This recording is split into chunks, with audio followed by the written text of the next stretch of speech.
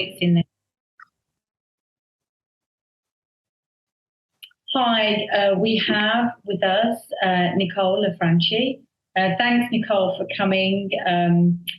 Somebody that I've worked with and known for about 4 years now, I'd say. Yeah, a little bit over. Yeah, I think so.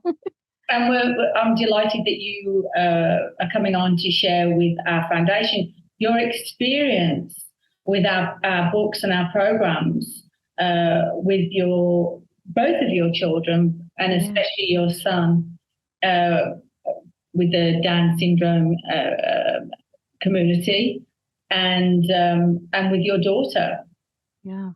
So you're covering both spectrums. We wanted to share this story with everybody to show any walks of life that our books and our programs with the foundation can cover many areas of the spectrum of children.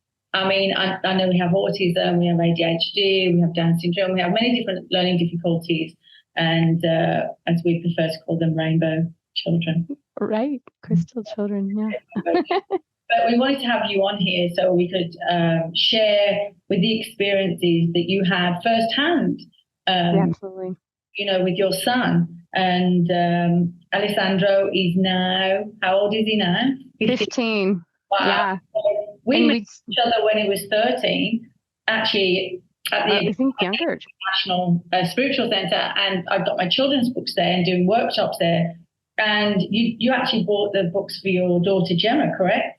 I did, yes. Yeah. I wanted to have a way. I thought when I met you and you talked to me about the books, I was looking for a way to better understand her and give us a way to communicate. So as she became a teenager, and knowing she has a brother with special needs, that she could communicate with me in a different way and get closer and connected to her feelings, which is, I think, hard for all of us, right?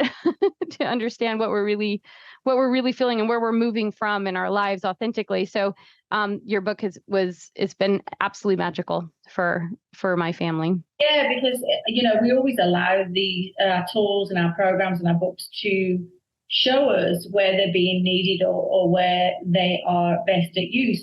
And it was very surprising to me, not that I wasn't thinking about it, with your son Alejandro that has Down syndrome, and the feedback. I'm going to leave that with you anyway, but how did you go about using both of the children's mindfulness books with your son? So when I first started, if you don't mind, I'll just share how I started with Gemma and how the idea sparked for me to utilize it with Alessandro. And what happened is Gemma and I, every night we started as a practice. We would go through the book. She would pick what was in her garden. At the end of the book, she would write it all down. And then we would go through, and it was at the end of the book, you have such a beautiful way of it stating what the person needs, whether it be a bath, whether it be spending time with friends, spending time in nature, spending time with parents, whatever it is, spending alone time, right? Being able to ask. And what I noticed, and she would actually make me do it with her. So I would put mine and I would put hers. And I was like, oh my God, this book just said how I'm feeling.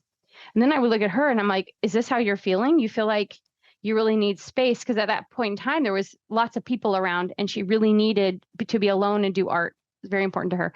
Yeah. And I thought, wow, I can allow Sandro to go through the book and pick his garden. Then I can read. And at the end, I can see what he's feeling. So for me, this was magical. And I have to tell you this because with a child who's essentially nonverbal, right? And has behaviors, outbursts, aggression. I mean, you name it, we were having it. I mean, we were at the point of like, we're going to need to look at antipsychotics because he's home, we're in COVID, we're going through this challenging time, there's no school outlet. And we started to utilize the book daily, and he would pick. And some nights he needed an Epsom salt bath and he would go take the bath happily and he would have more joy. Sometimes he needed to go walk the dog with me. Sometimes he just needed mom and wanted no nannies there or nobody there. And I started to realize he now has a way to tell me how he feels. That's why I think it's so powerful, because versus the other communication tools that we have lots of things that are available, but to really get in and under the hood of what of mother, right? Of what is my child really needing to satisfy their spirit, their soul. Right. He's in there. His soul is equal and just as beautiful as anyone else's, and he has some purpose to live. And I didn't have a way to help him to say those things. I mean, he didn't have the tools to say, nor did Gemma, and she's typical, neurotypical, to say how I feel. Yeah, all children find it difficult to communicate because they're not understanding themselves that well, or emotionally, and how to balance themselves. But how did that change your relationship with you and your son? I saw his aggression go down, because he now had an outlet to say what he needed. So we worked with nannies, and they would use the books. My daughter now, I mean, she's almost 13 years old next month, and she'll come to me and ask me to do the book. And now I notice he's asking me to do the book, because he'll get something at the end of it that he needs. She's not understanding me. Okay, I need to tell her this book gives me what I want. Okay. Oh, I need my mom. I need mom time. Mom's been traveling too much. I need mom. I need, like I said, the bath, the healing, whatever in the book is so magical, because all you have to do is point to what you're feeling, what you're called to. And any being on the planet can do that. What are you called to? Because they're all equal inside. That's what I love. And I think it equalizes us all. Do you know what I mean? Not like in the appendix there's anything that you have to really buy a lot of or do anything. It's all very stuff like nature, or breathe, salt baths, or lavender oils, or time to reflect, or exercise, or many different healing modalities that are free, actually. Gemma, of course, bought all the crystals, right? Because that was really fun for her. I think she bothers you for a crystal every time she sees you. But for him, he'll go through stages where he just wants to have a bath, and he'll pick the Epsom salts from the ones that work for him. And just see him go from an agitated state to a relaxation state, to see that when I do what the book shares with me he needs in some form, a walk with the dog, whatever it may be, sitting with him, watching a movie, interacting with him. Sometimes I leave. I mean, I'm going to be honest. Sometimes I just leave him be, because he doesn't have the tools to talk to me. So I wasn't bringing him in, right? So it allowed me to bring him more into the discussion of the family in a way that was easy for him.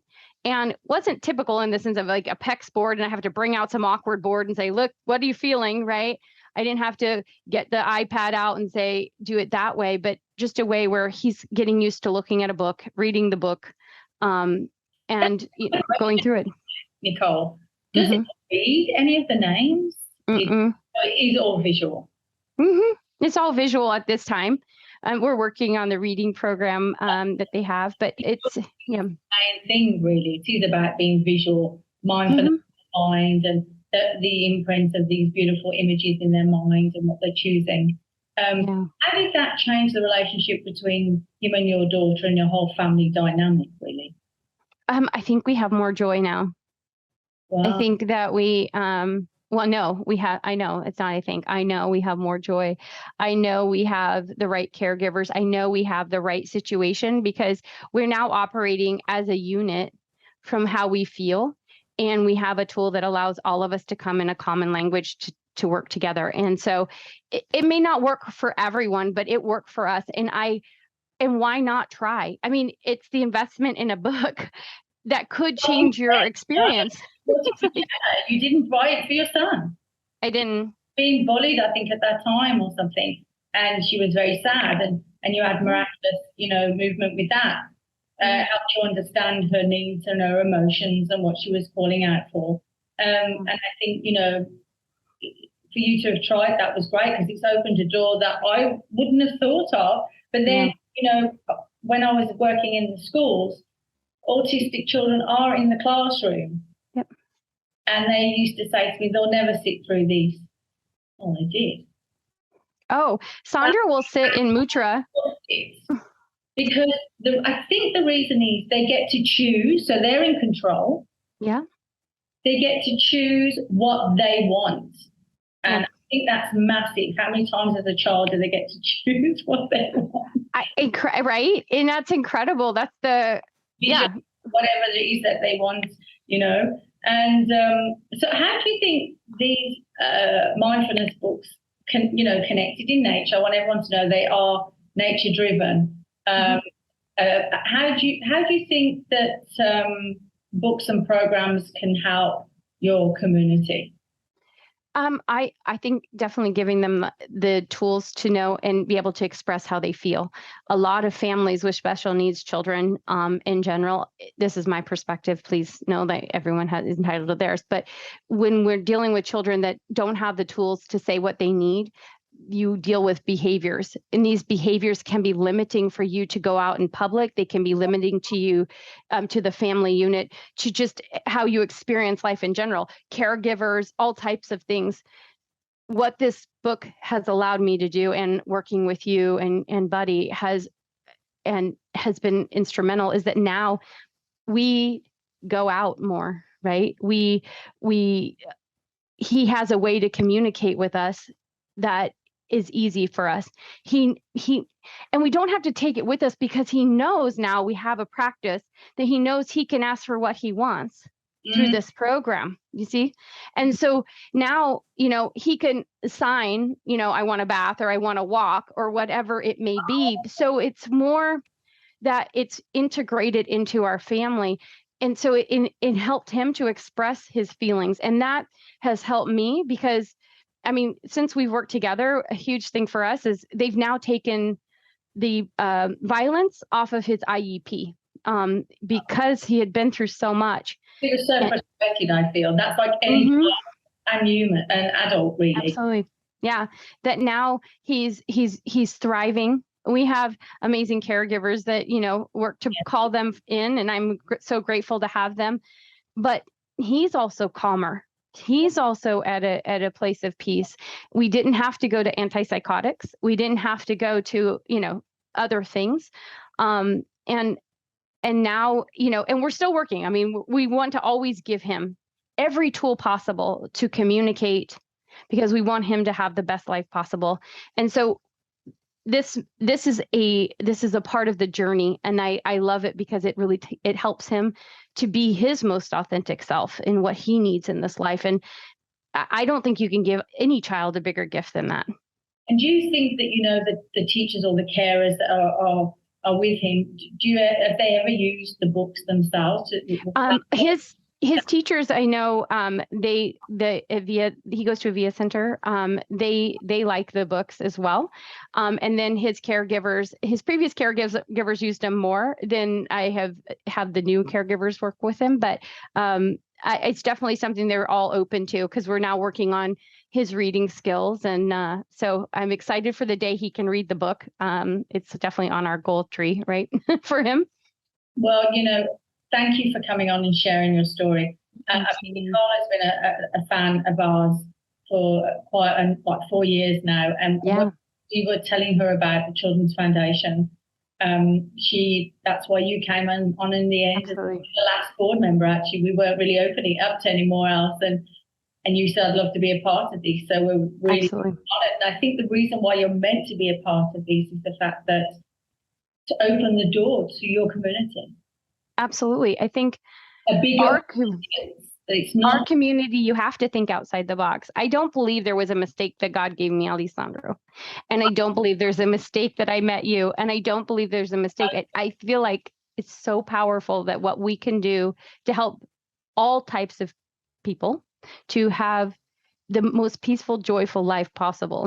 And I agree. And I think when you touched on something and said about being out the box, that's what our children of all walks of life need to be educated in now, in thinking outside the box, and more communication and more flexibility, so that when we have issues in our world, we have a knowledge of how to implement going forward, and not so rigid in the way that we're reacting to whatever's going on, because our life is not the same anymore. So we're giving these children and parents, educators, carers, a massive tool here in order for them to, you know, educate the children a little bit differently, but giving them power and